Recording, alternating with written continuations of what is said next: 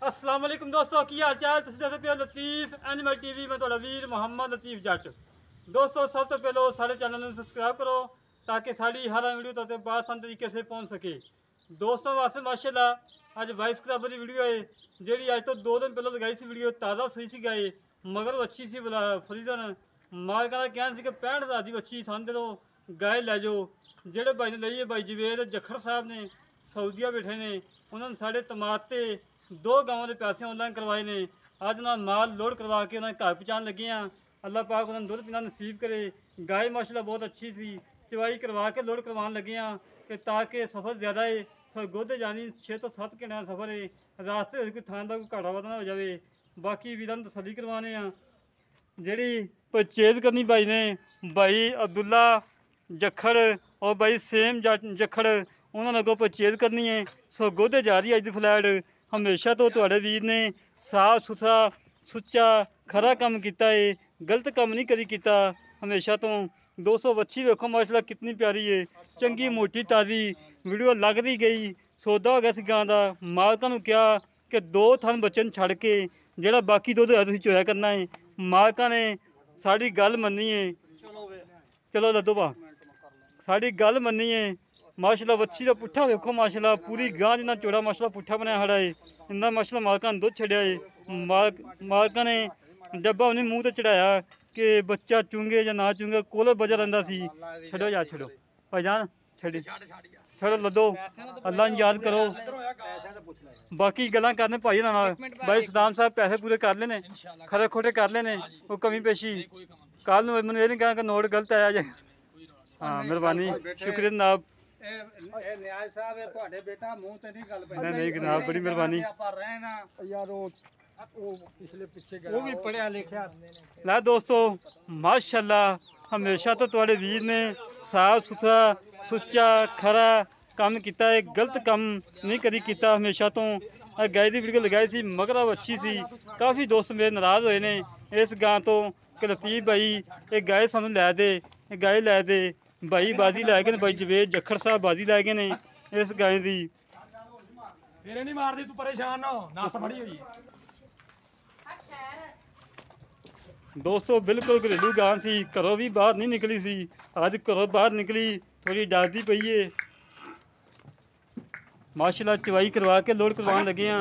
साड़ी दुआ है कि अल्लाह पाक भाई जवेद जखड़ साहब नूं दुध पीना नसीब करे, और जिन्होंने साढ़े तमाते पैसे ऑनलाइन करवाए ने और माल उन्होंने घर पहुँचाने लगे हैं। हमेशा तो सच्चा खरा काम किया है।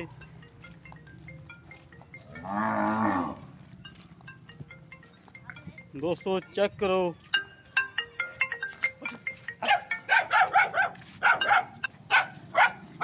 दोस्तों कोई गल नहीं, हाँ सिर्फ डरदी पई है, घरों नहीं कभी बाहर निकली, बिल्कुल घरेलू है। कोई व्यापारी कोले होए आ ते उन्हें भावें किद्दां मर्जी भजाई फिरदे। चुकला चुकला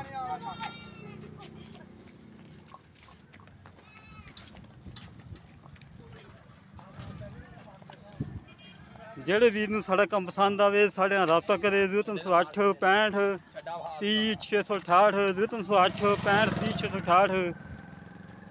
चवाई करवा के बच्चन चगा के दुध चो के तकरीबन 3 बजे चवाई करवाइए।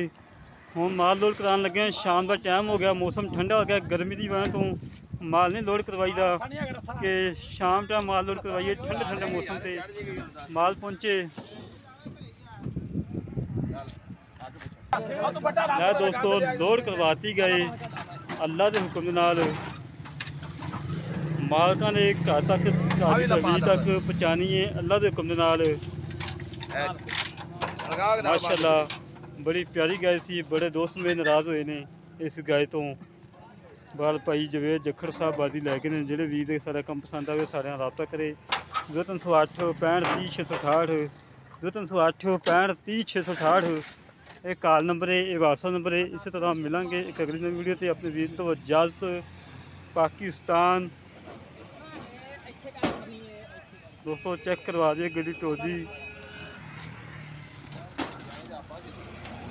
पट्टे लवा के पट्टे पूरे लवाए ने। ਰਾਸਤੇ ਵਿੱਚ ਜਾਨਵਰ ਖੁੱਲ੍ਹ ਵੀ ਜਾਵੇ, ਟੈਨਸ਼ਨ ਨਾ ਕੋਈ ਬਣੇ।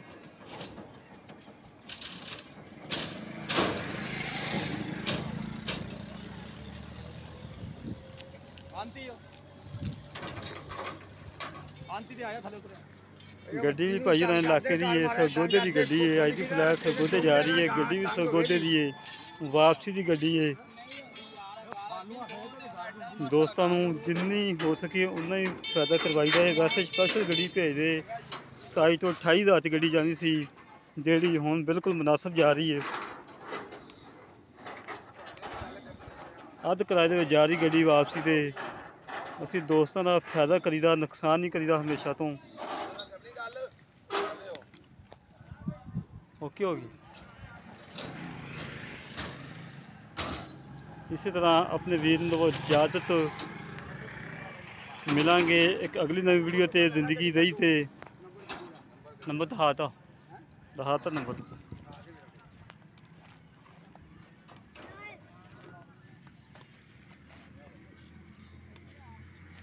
ਆ ਗਾੜੀ ਨੰਬਰ ਸੀ ਦੋਸਤੋ।